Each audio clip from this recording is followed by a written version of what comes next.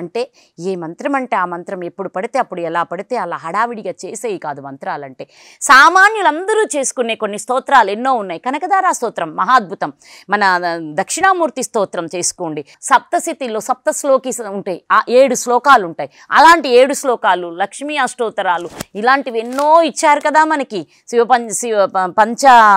శివుని యొక్క పంచాక్షరి స్తోత్రం, శివాష్టకాలు, ఆ అష్టకాలు, ఈ అష్టకాలు అంటే ఎన్నో ఉన్నాయి కదా, అన్నీ చెయ్యొచ్చు.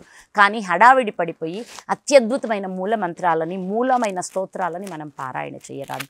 అరిషడ్వర్గం తెగనరికే హరిఖడ్గం విధి నందకము అని నందకుడు అరిషడ్వర్గాలని తెగనరకడానికి అన్నమయ్య వచ్చినట్లు ఖడ్గమాల అజ్ఞానాన్ని ఛేదించి దివ్యజ్ఞానాన్ని నింపడానికి అత్యంత శక్తివంతమైన మాటలవి. ఆ మాలంతా శక్తి, తెగ నరకడమే, మనలో అజ్ఞానాన్ని ఉంచదు ఖడ్గమాల.